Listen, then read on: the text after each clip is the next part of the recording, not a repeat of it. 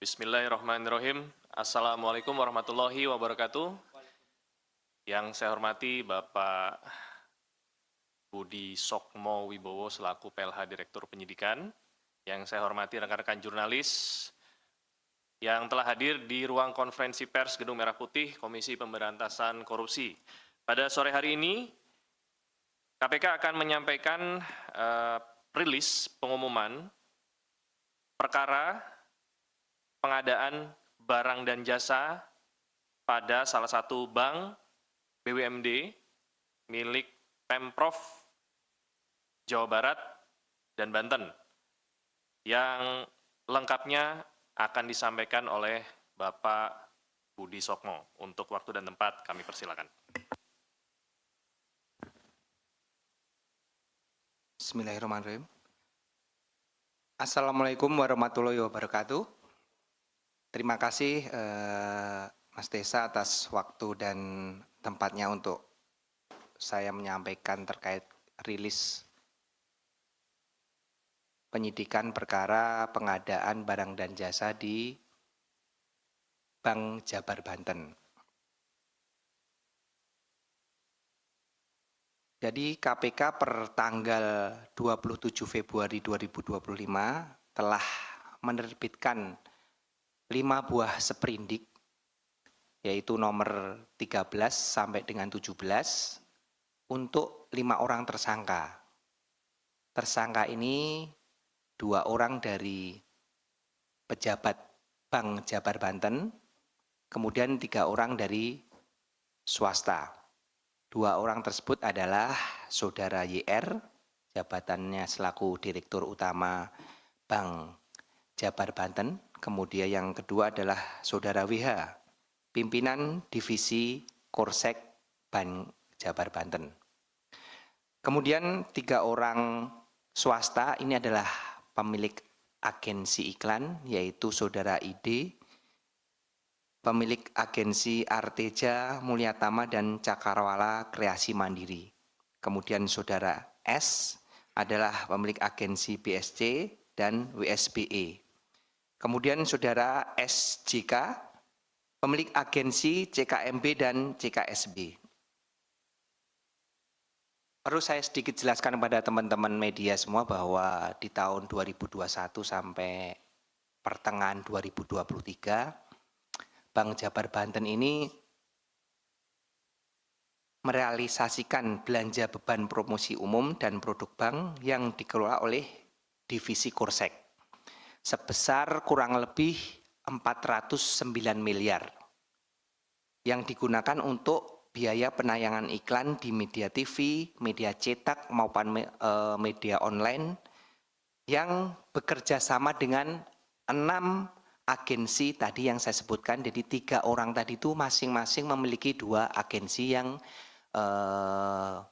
memenangkan sebagai pihak vendor yang menerima pekerjaan penempatan iklan oleh Bank Jabar Banten. 6 agensi tadi secara rinci masing-masing menerima PT CKMB 41 miliar, kemudian CKSB 105 miliar, PT AM 99 miliar, PT CKM 81 miliar, PT BSCA 33 miliar, dan PT WSBE 49 miliar. Dari proses penyelidikan dan penyidikan yang kami laksanakan, kami menemukan fakta bahwa lingkup pekerjaan 6 agensi ini ternyata hanya menempatkan iklan sesuai dengan permintaan Bank Jabar Banten. Serta kami temukan juga bahwa penujukan agensi ini dilakukan dengan melanggar ketentuan pengadaan barang dan jasa.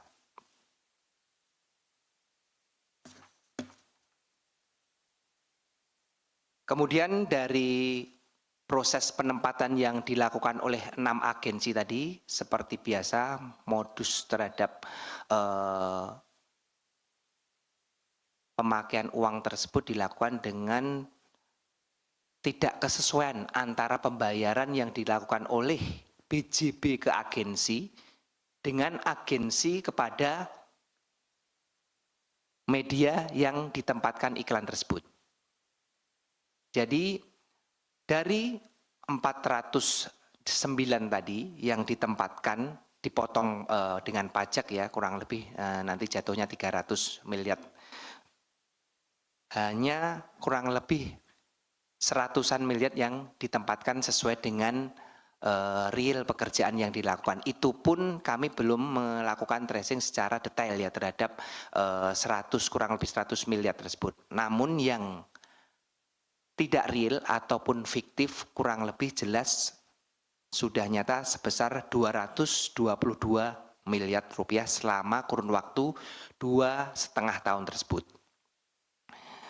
Adapun penggunaan uang tersebut memang di BJB ini ada suatu dari hasil penyidikan yang kami laksanakan kebutuhan-kebutuhan yang non budgeter. Jadi Dirut Bank Jabar yaitu saudara IR bersama-sama saudara Widi ini melakukan kerjasama dengan agensi tersebut untuk bersepakat bagaimana untuk memenuhi dana non budgeter tersebut. Akhirnya dibuatlah tadi suatu penempatan iklan yang sebenarnya PT BJB itu bisa langsung menempatkan ke media namun digunakan pihak agensi guna mengambil sejumlah uang tadi di 2,5 tahun kurang lebih 222 miliar. Adapun beberapa PMH yang telah kami temukan terhadap perkara ini adalah saudara YR selaku Dirut bersama-sama dengan Widi Hartarto yang di sini adalah dia PPK-nya terhadap proses pengadaan barang dan jasa penempatan iklan tersebut mengetahui dan memang sengaja menyiapkan agensi-agensi tersebut untuk memenuhi kebutuhan dana budgeter sehingga penunjukan mereka pun tidak sesuai dengan peraturan yang berlaku di internal Bank Jabar Banten terkait dengan pengadaan barang dan jasa. Kemudian Dirut dan PPK mengatur pemilihan siapa-siapa agensi yang memenangkan penempatan iklan tersebut. Di sini tentunya para agensi juga telah sepakat sehingga mereka bersama-sama dengan para pihak BJB yaitu Dirut dan kepimpinan divisi Kursek melakukan perbuatan merugikan keuangan negara. KPK dalam ini telah melakukan serangkaian upaya paksa yang telah kami laksanakan setelah surat penyidikan dikeluarkan, yaitu diantaranya terhadap kelima tersangka tersebut telah kami lakukan pencegahan atau pencekalan larangan bepergian ke luar negeri. Kemudian kami juga telah melakukan penggeledahan di beberapa tempat yang kami duga terdapat barang bukti terkait dengan perkara dimaksud. Kemudian tentunya kami melakukan penyitaan barang bukti dalam rangkaian proses penggeledahan yang telah kami laksanakan. Itu saja yang bisa kami sampaikan terkait dengan perkembangan penyidikan perkara pengadaan barang dan jasa di Bank Jabar Banten. Silakan rekan-rekan media yang akan memberikan pertanyaan, namun saya rasa cukup 3 atau 5 maksimal ya Pak Tesa untuk pertanyaannya. Silakan nanti Pak Tesa diatur. Terima kasih. Wassalamualaikum warahmatullahi wabarakatuh. Waalaikumsalam. Terima kasih Pak Budi. Sebagai tambahan rekan-rekan sekalian, disampaikan bahwa pada tanggal 28 Februari tahun 2025, KPK telah mengeluarkan surat keputusan nomor 373 tahun 2025 tentang larangan bepergian ke luar negeri terhadap 5 orang berinisial YR, WH, IAD, SUH, dan RSJK. Untuk diketahui bahwa per tanggal 27 Februari 2025, penyidik KPK telah mengeluarkan surat perintah penyidikan dugaan tindak pidana korupsi dalam pengadaan barang atau jasa pada PT BPD Jawa Barat dan Banten untuk tahun anggaran 2019 sampai dengan 2024. Proses penyidikan saat ini sedang berjalan dan KPK telah menetapkan 5 orang tersangka. Kerugian negara pada perkara ini dalam proses penyelidikan sebesar kurang lebih 250 miliar. Larangan bepergian ke luar negeri ini dilakukan oleh penyidik karena keberadaan yang bersangkutan di wilayah Indonesia dibutuhkan dalam rangka proses penyidikan dugaan tindak pidana korupsi sebagaimana tersebut di atas dan berlaku untuk 6 bulan ke depan. Demikian rilis tambahannya. Dipersilakan bagi rekan-rekan yang ingin bertanya untuk perkara yang baru saja disampaikan. Silakan Mas Chandra.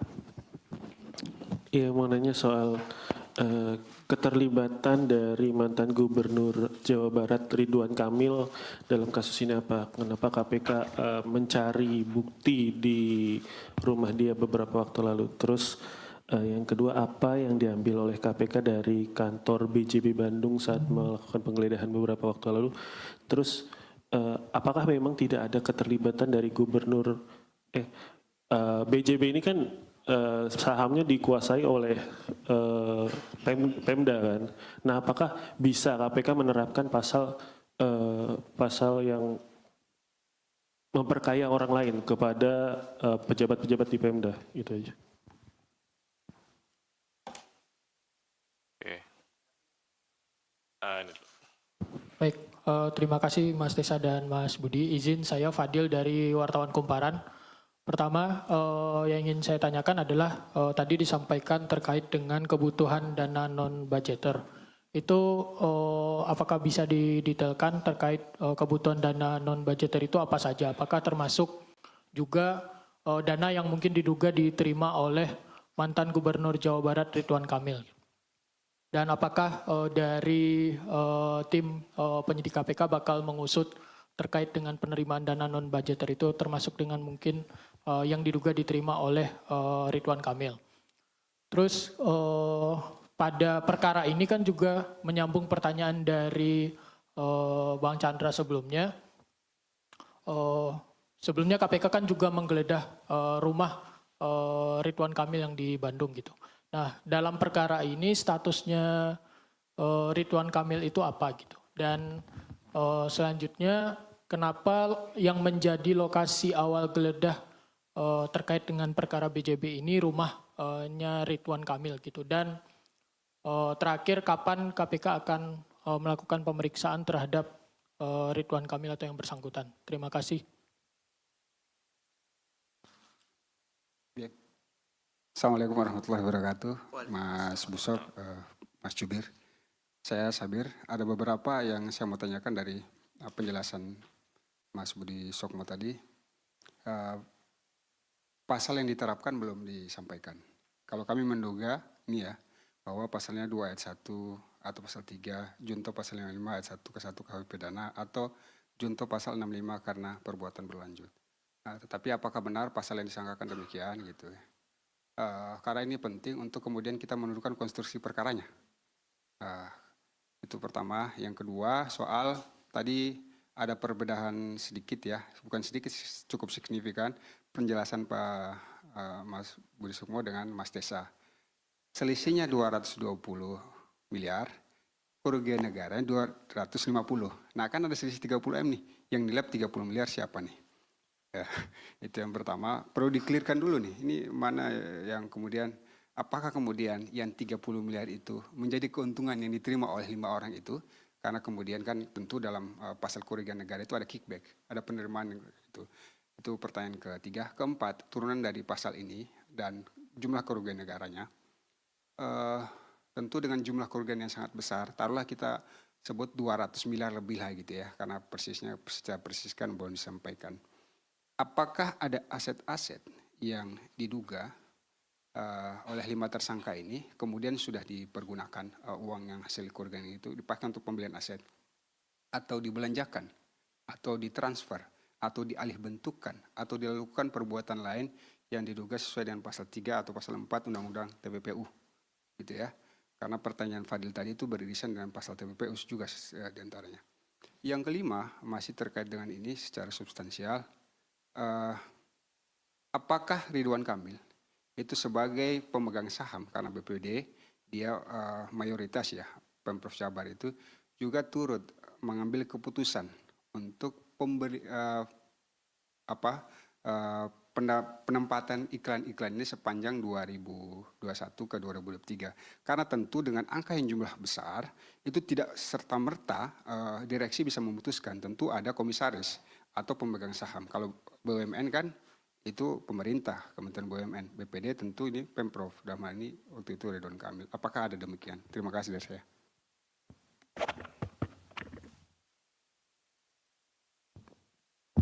Tes, ya untuk nambahin aja. Pertanyaan saya simpel aja. Pertama belum dijelaskan apa urgensi iklan itu. Kenapa segitu besar sehingga harus menggunakan iklan itu. Terus kemudian belum dipaparin. Iklan ini iklannya bank apa iklannya Pemprov? Ini kan harus jelas juga. Jangan-jangan memang kepentingan sang pemegang saham sehingga rumahnya digeledah, kan gitu. Terus ada yang sederhana yang kedua, dikatakan ini Bank Jabar dan Banten. Kok rumah gubernur Bantennya nggak digeledah ya? Ini kan pertanyaan orang bego aja nih. Ya saya yang simpel-simpel yang agar juga itu menjadi paparan KPK. Yaitu pertanyaan artinya bahwa yang pertama itu ada inisiatif atau atas perintah bahwa urgensi dari iklan itu apa sih, sebegitu pentingkah harus ngiklan dengan biaya 409 miliar misalkan, atau memang bisa dipaparin nggak sih contoh iklannya apa? Cuman bank-bank doang, gambar bank, dia ngapain segitu besar gitu loh. Nah ini harus ada kejelasan bagi publik agar bisa mengetahui besarnya biaya itu, model iklannya kayak gimana gitu loh. Kalau orang kan bisa tahu pernikahan mewah tuh kayak gini gitu loh. Kalau pengiklanan 400 miliar tuh kayak gini gitu loh. Itu pertanyaan simpel, 2 pertanyaan saja. Terima kasih. Cukup ya? 4? Oke.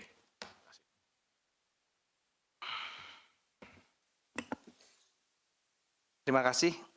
Saya akan jawab satu persatu pertanyaan dari rekan-rekan jurnalis.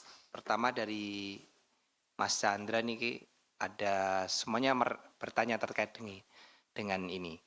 Apa sih keterlibatan RK sehingga tempat pertama kali yang digeledah adalah rumahnya RK. Kami KPK dalam melaksanakan upaya paksa penggeledahan tentunya ada petunjuk-petunjuk sebelumnya yang telah kita dapatkan. Sehingga kami melakukan penggeledahan terhadap beberapa tempat. Dan pada saat itu memang secara random adalah satu keputusan saya selaku Kasatgas yang menangani perkara tersebut, siapa yang prioritas pertama saya geledah adalah memang rumahnya saudara RK. Karena mungkin itu adalah hal yang terpenting yang akan kami lakukan pertama kali. Itu adalah salah satu teknis kami penyidikan yang mungkin tidak bisa dijelaskan secara detail di sini. Kemudian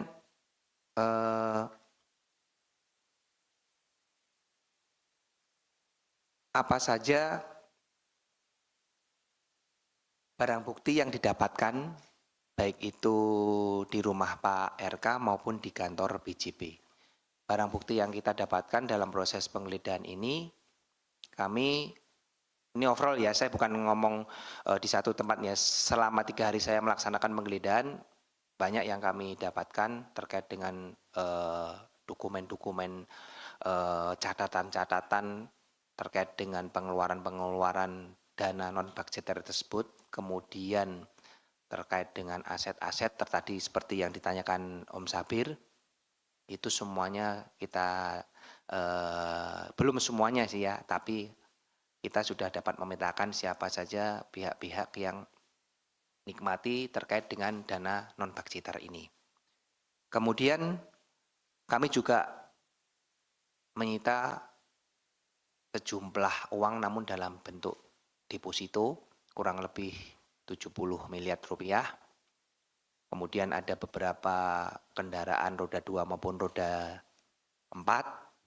Kemudian aset tanah rumah bangunan juga sudah kita lakukan penyitaan dalam proses ini yang kami duga tempusnya maupun perolehannya berkesesuaian dengan perkara yang sedang kita tangani. Itu dari Mas Chandra kurang lebihnya. Bukan, tadi secara overall ya, dari semua tempatnya. Saya tidak mendetailkan karena banyak tempat yang kami geledah selama 3 hari ini kurang lebih 12 tempat. Jadi saya tidak bisa mendetailkan. Nanti secara detailnya mungkin bisa disampaikan pada rilis-rilis berikutnya. Kemudian dari Om Fadil terkait dengan dana non budgeter itu untuk apa saja. Nah, dari proses penyidikan yang telah kami laksanakan bahwa dana non budgeter dan dari hasil penggeledahan yang telah kita laksanakan memang banyak uang-uang yang memang tidak dianggarkan di BJB sehingga diambilkan dari dana non budgeter ini. Dan ini masih kita telusuri karena kita belum mengklarifikasi, kami hanya baru mendapatkan catatan-catatannya saja, nanti akan kita klarifikasi kepada pihak-pihak yang melakukan delivery. Ini kepada siapa, sesuai dengan catatan-catatan tersebut, kebenarannya, sehingga kami tidak bisa merilis terkait dengan detail siapa saja yang menerima terkait dana non-budgeter ini karena kita belum mengkonfirmasi terkait dengan catatan-catatan dari hasil penggeledahan yang kita temukan maupun dari transfer-transfer yang telah kita dapatkan dari PPATK. Kemudian Bapak RK ini statusnya apa?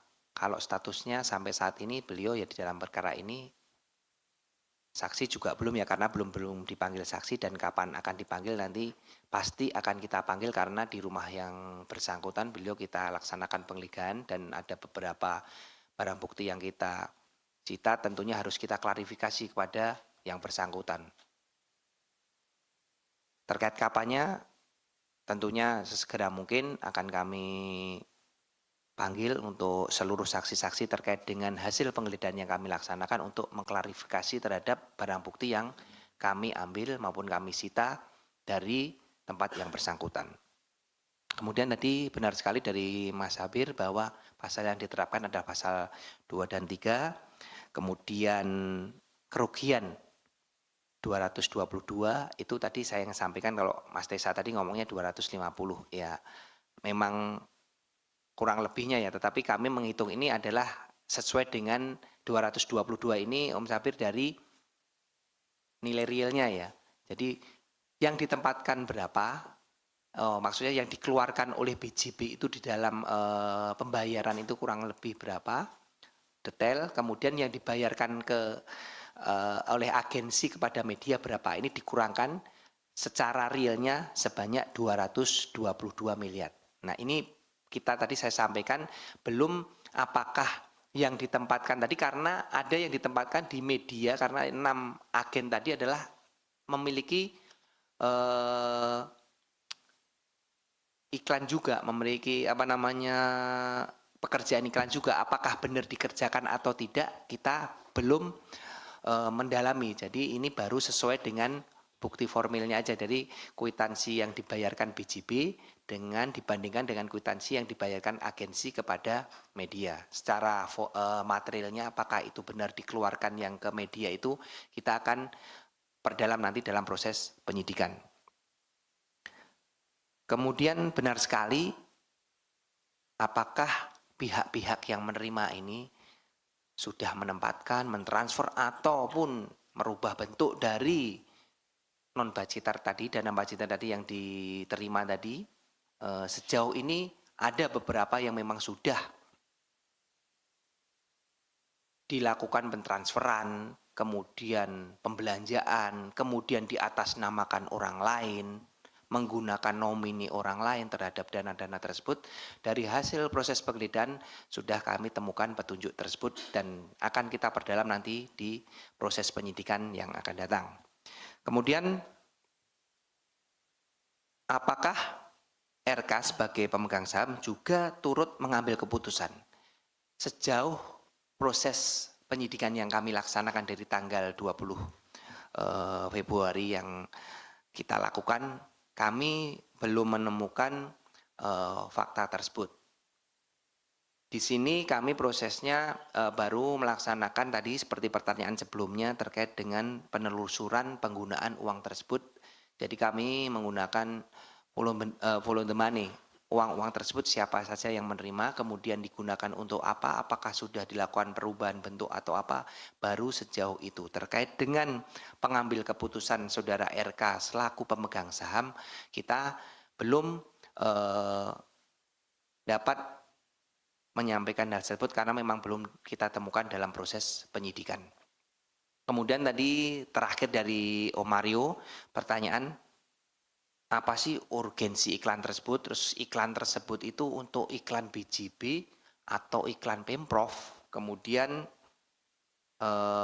iklan apa saja sih itu? Jadi supaya masyarakat tahu lah apa sih iklannya. Nah, kalau iklannya tersebut adalah iklan dari khusus untuk Bank BJB.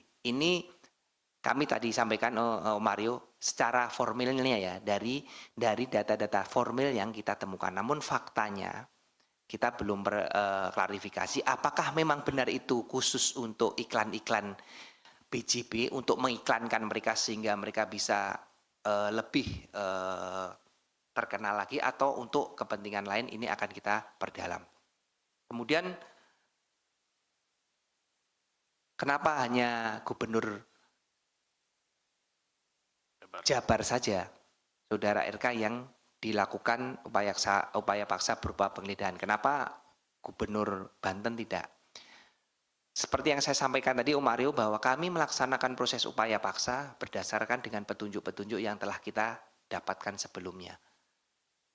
Sejauh ini petunjuk-petunjuk yang kami dapatkan untuk dilaksanakan penggeledahan hanya tempat-tempat yang kami laksanakan penggeledahan di hari Senin dan Rabu kemarin. Di antaranya adalah rumah saudara RK.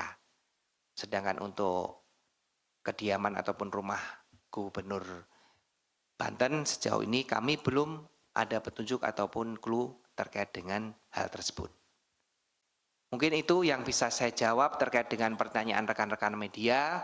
Saya rasa cukup. Terima kasih. Selamat berpuasa yang menjalankan ibadah puasa. Saya mohon maaf lahir dan batin. Wassalamualaikum warahmatullahi wabarakatuh. Waalaikumsalam. Sedikit ya, sedikit. Jadi untuk yang tadi saya bacakan sebenarnya bahannya itu dibuat sebelum proses penggeledahan. Jadi yang terupdate adalah yang dibacakan oleh Pak Budi Sokmo. Jadi ngikut KN-nya nanti ngikut yang disampaikan Pak Budi Sokmo tadi. Demikian ya, rekan-rekan. Kasus. Iya. Nanti sama saya. Silakan. Wah, untuk bisa meninggalkan tempat. Ya, gimana?